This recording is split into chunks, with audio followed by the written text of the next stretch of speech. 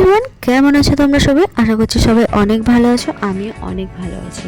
সেদিন ছিল সানডে, সেদিন আমরা ঘুরতে বেরিয়ে পড়েছিলাম, কারণ সেদিন আমাদের দুজনেরই অফ ছিল।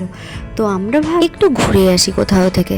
তো কোথায় যাব ভেবে না পেয়ে তো আমরা চলে গেলাম একটা বিশেষ জায়গা, সেটা হচ্ছে জোড়াসাঁকো ঠাকুর বাড়ি। তো ফার্স্ট আমরা অ্যাড্রেসটা জানতাম না এটা কোথায় ছিল।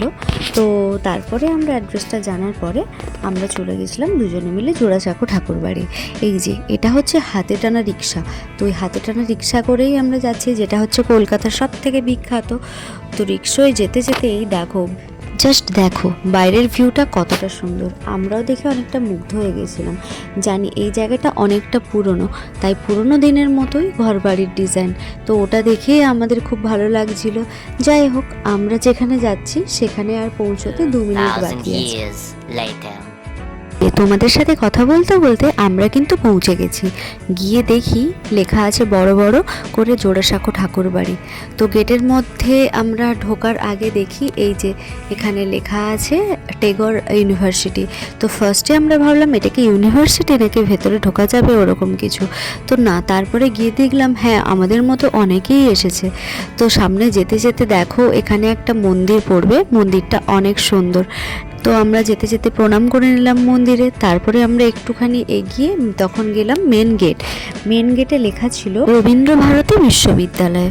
তো যাওয়ার আগে এই দেখো কতগুলো পায়রা বসেছিল আর আমি দৌড়ে দৌড়ে চলে যাচ্ছিলাম।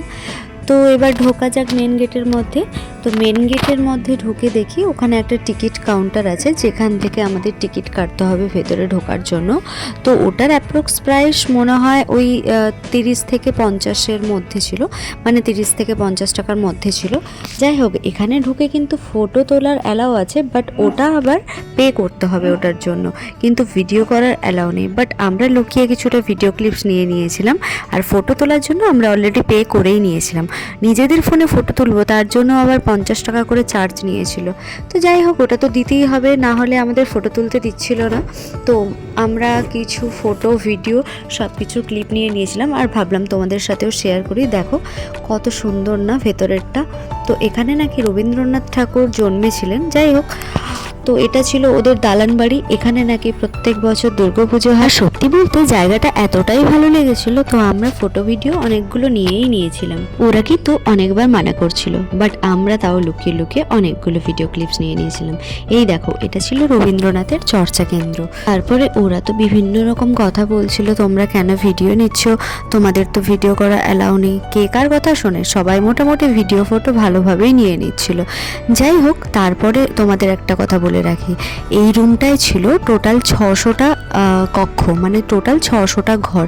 তো বুঝতেই পারছো এদের বাড়িটা কত বড় ছিল। টোটাল বাড়ি ঘুরতে ঘুরতে আমরা অনেক টায়ার্ড হয়ে গেছিলাম। তারপরে তখন হয়ে গেছিল লাঞ্চ টাইম, তাই আমাদের অনেক খিদে পেয়ে গেছিলো। কোথায় খেতে যাব তাই ভেবে না পেয়ে চলে গেলাম আমরা কলকাতা রাজবাড়িতে খেতে। তো আমাদের অনেক দিন থেকে ইচ্ছে ছিল কলকাতা রাজবাড়িতে আমরা খেতে যাব। তো সেদিন মনের স্বাদটা পূরণ করে নিলাম, কারণ ওটা ছিল অনেকটা কাছে। জোড়াসাঁকো ঠাকুর বাড়ি থেকে এটা ছিল মাত্র 10 মিনিটের রাস্তা। তারপরে তো তোমাদের বলাই হয়নি আর দেখানোও হয়নি, ওখানে কিন্তু এন্ট্রান্সের সময় আমাদের অনেক সুন্দর করে বরণ করে ঢুকিতে দিয়েছিল। তো বরণের ভিডিওটা আর নেওয়া হয়নি। যাই হোক, ভেতরে ঢুকে দেখি ও বাবা, পুরো বিয়ের আসর জমেছে। আমরা যেদিন গিয়েছিলাম সেদিন টোটাল 7টা আইবুড়ো ভাত হচ্ছিল। তো চারিপাশে যেন বিয়ের মরশুম লেগেছিল। তো যাই হোক, আমাদের তো অনেক খিদে পেয়েছিল। আমাদের আর কি, ওরা ওদের আইবুড়ো ভাত খাচ্ছে আর আমরা আমাদের থালি অর্ডার করে দিয়েছিলাম।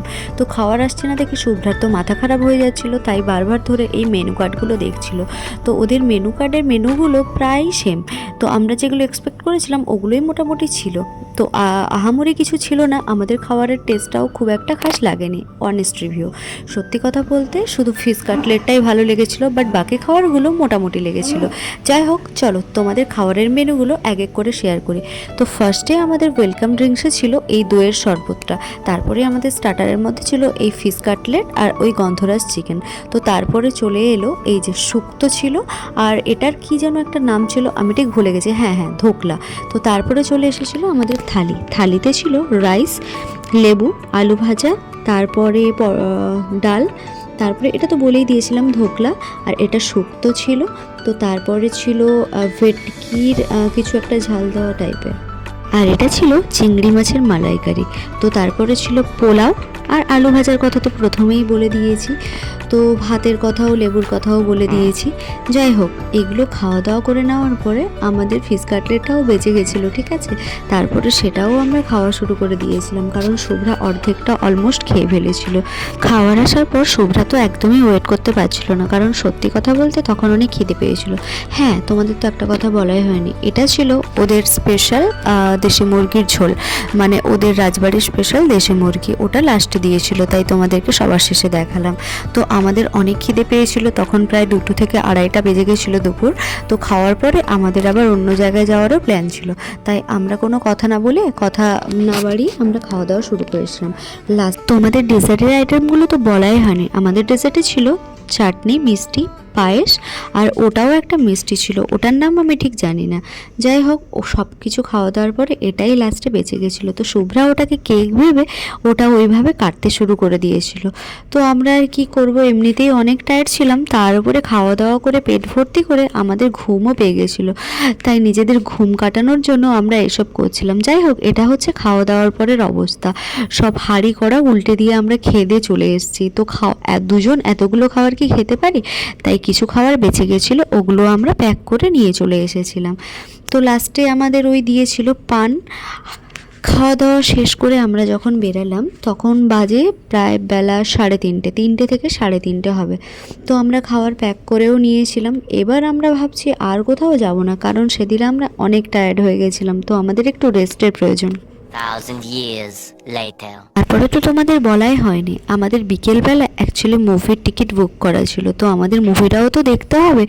তো এই যে এখন খাদান রিলিজ করেছে, তো সবার লাস্টে আমরা দেখতে গেছি, এটা কিন্তু সবাই জানো মুভিটা কতটা হিট করেছে। আর ওই কিশোরী কিশোরী গান, ওটা তো বিশাল ভাইরাল হয়েছে, তাই আমরা সবাই চলে গেছিলাম ইভিনিং শোতে।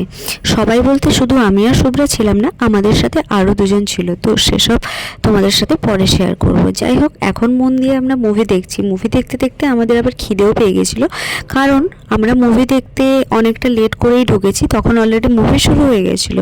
ওই যে তোমাদের বলেছিলাম খাওয়ার পর একটু রেস্ট নেব, তো রেস্ট নিতে নিতে এতটাই রেস্ট নিয়ে নিয়েছিলাম যে অনেকটা লেট হয়ে গেছিলো, মুভি তখন শুরু হয়ে গেছিলো, তাই খাওয়ার নিয়ে আর ঢোকার সময় হয়নি। তো অনেকটা খিদে পাচ্ছিল, মুভির ইন্টারভেল টাইমটাও আসছিল না। আমরাও মুভি দেখি, এনজয় করি, আর তোমরাও একটু এনজয় করো আমাদের মুভিটা দেখে।